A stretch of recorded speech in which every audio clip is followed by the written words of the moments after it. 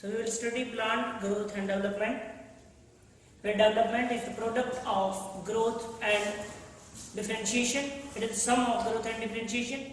So what is growth and what is differentiation we will discuss. So you all know that all the plant or animal develops from a zygote. Zygote is nothing but a fertilized egg. And the phase of growth is very precise. Growth is precise and highly ordered succession of events. So if growth is ordered, precise, then it generates different kind of tissues and body organs which function different from each other. Like a tissue of eye can see, like a tissue of xylem cells or xylem phloem that helps in conduction, while some tissues like pericycles, root hairs that help in absorption. So different tissues function differently or they are made for different works. So your cell get differentiated into tissues. That process of developing of cells in different tissues, or you can say this is a division of labor between the cells. A group of cell is defined to do a particular job or a particular work. So there are different tissues. And these tissues make body organs. This process is called differentiation. So both growth and differentiation makes the development. So in this lecture we will discuss factors which govern and control the development process. These factors are both intrinsic. Intrinsic are born from inside, and extrinsic that is born from outside. Intrinsic like hormones, plant hormones, external like light that comes from sun.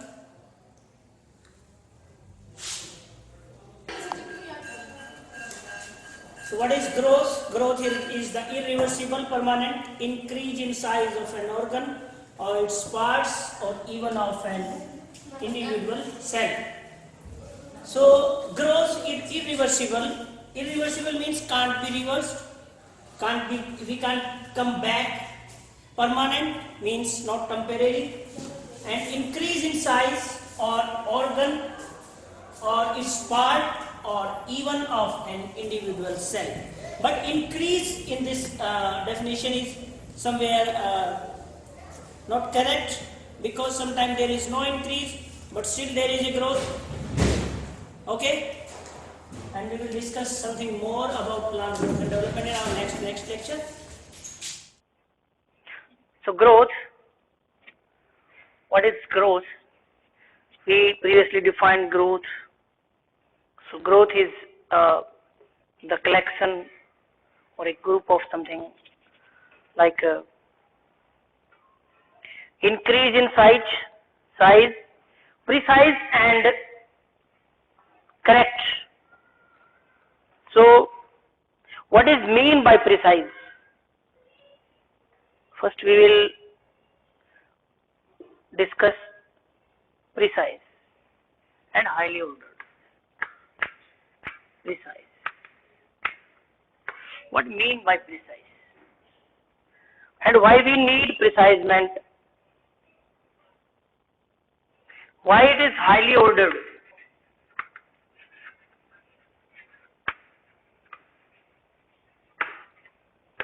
We will also discuss dedifferentiation, redifferentiation and differentiation. There are three terms: differentiation, redifferentiation,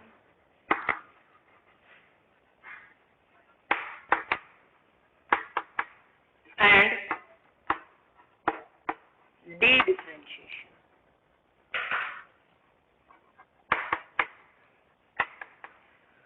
before comparing these three, we will discuss totipotency. Totipotency. What are totipotent cells or stem cells? What are stem cells or totipotent cells? So why we need precise. We can discuss both in plants and animals. In animals, we have these 5 fingers. Size of this thumb is not equal to this finger and not equal, this length of this finger is not equal to this one and not equal to this one and not equal to this one.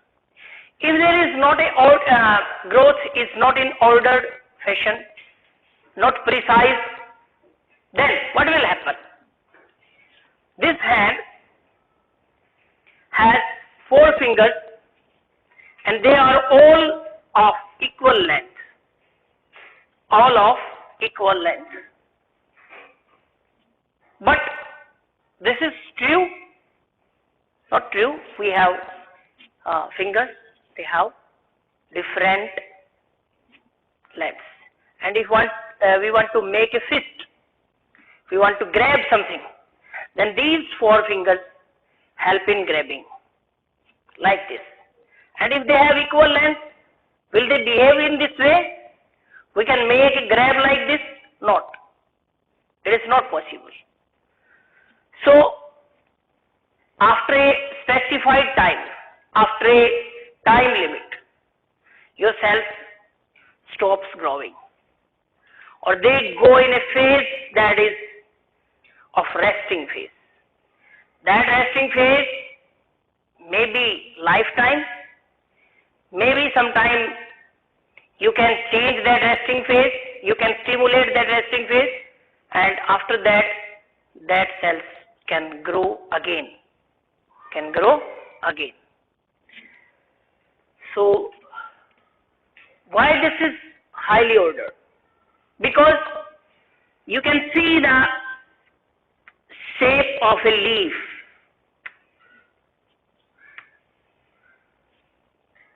So these cells, we know there was a 1 cell and there was a 2-cell structure, that is zygote.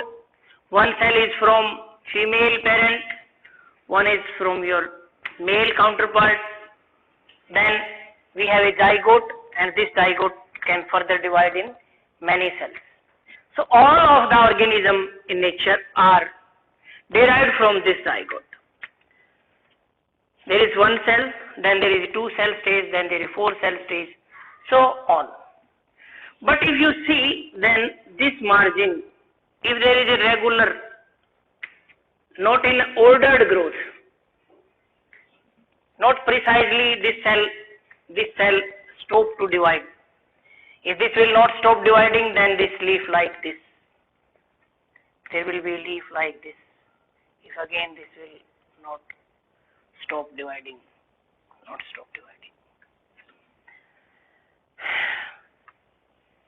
What about these ribs? These also in ordered fashion. If you want to see a vertical or lateral section of leaf or leaf vein, then you will find like this. There is a canal that can carry water. Or there is some cells, green cells, which can make food by photosynthesis. But these canal cells lack the chlorophyll. They don't able to form food. So in a leaf, not an entire plant. In an entire plant, if you want to see, then there are petals, sepals, conductive tissue. This is your flower. There is a stigma in the flower. There are anthers in the flower.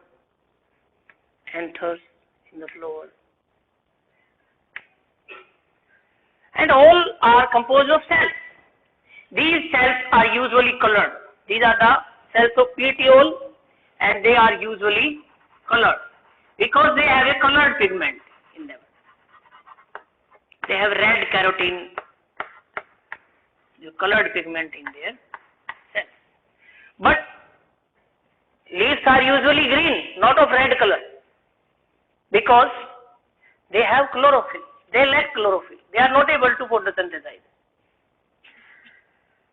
So, there are different cells present in a plant at a single time, same time.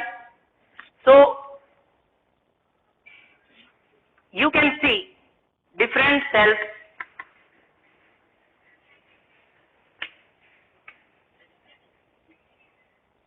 can perform different duties.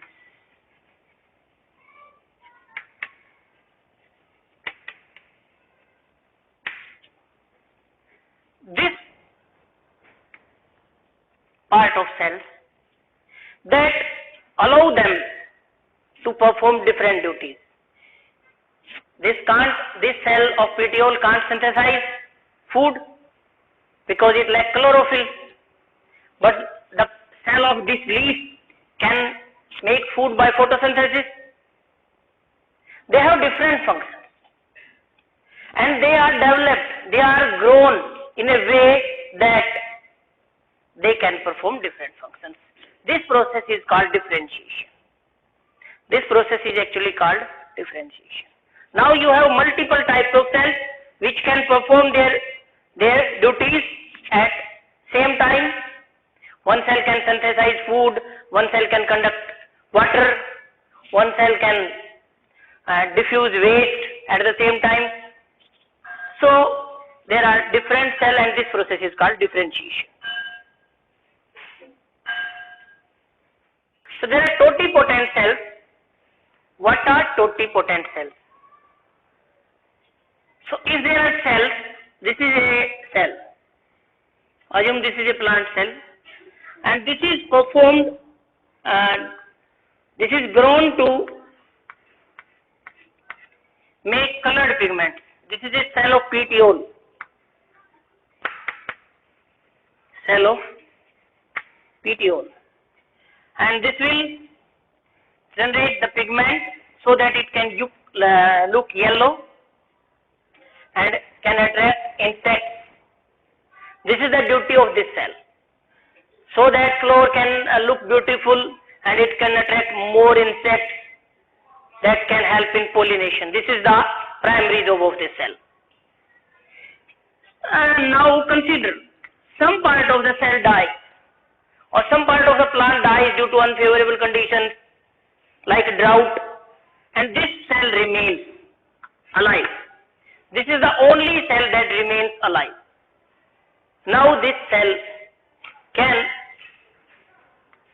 divide or can make whole plant?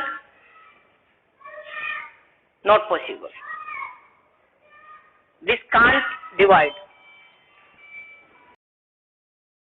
Are the cells. These are non-totipotent cells because they can't divide. If they are able to divide, if these petiole cells can be able to divide in broth or in external medium, then they will produce same kind of cell. They will produce same kind of cell. Same petiolar cells of red color or yellow color. We can't make a cell that is of green pigment or that contains chlorophyll or that of green color that can photosynthesize or then that can make food for plant. So your plant will not survive. If these cells, assume these cells can be grown into chlorophyll cells, into petiolar cells in which there is red pigment, and if these can be grown into green pigmented cells or chlorophyll cells, and other cells like xylem cells, phloem cells, which can perform different functions. Such cells are called totipotent cells. So your totipotent cells are the cells which can be grown to perform any function desired by plant. Actually, in your animals, such cells are called stem cells. And nowadays, this is very famous therapy, stem cell therapy, in which cells from placenta are taken and preserved and can be used to grow desired cells anytime when we need, or we need to implant like bone marrow transplant and other uses. We can use these stem cells. These are cryopreserved. Cryopreserved means at liquid nitrogen temperature we preserve the placenta, and that have stem cells. Actually, stem cells are totipotent cells. So in plants, we usually term them totipotent cells, and in animals we used to call them stem cells. So stem cells and totipotent cells we discussed. So if you want to see the cell cycle, then there is a resting phase, synthesis phase and dividing phase. In this synthesis phase, your cell synthesizes the material required for division. So it usually doubles all its organs, all the chromatin, all the material found in cell, it gets doubled, and then it enters the dividing phase. This is of our use. Today we will discuss this resting phase. Resting phase. So some of the cells get trapped in resting phase.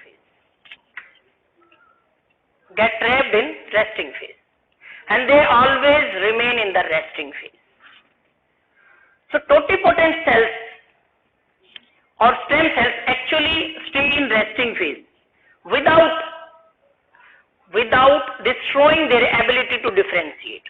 Nowadays you can see that there is a Nobel Prize in stem cell research, in which all kind of cells, even skin cells,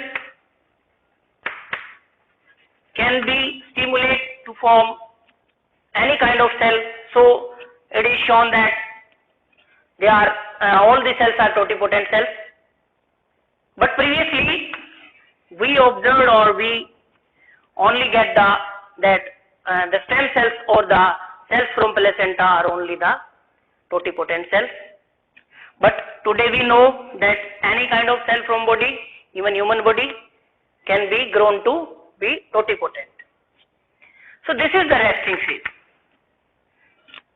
If the cells get trapped in resting phase, it will not differentiate or it will not divide. Sometimes after differentiation, these cells get trapped in resting phase. Sometimes before differentiation, they trapped in resting phase. Such cells are your stem cells. Cells of placenta are cells in resting phase. They are not dividing, but they have ability to differentiate. If we will provide them some medium from outside, they will start dividing and can be differentiated from to any kind of cell. So this is your differentiation. What is redifferentiation? What is redifferentiation? Redifferentiation is the same thing when we trap cells in resting phase. They are able to differentiate, and we trap them in resting phase. If we break this resting phase, we will provide some outside growth or medium so they can differentiate and can divide. This is redifferentiation. Then dedifferentiation. Is the cells already differentiated? Already differentiated.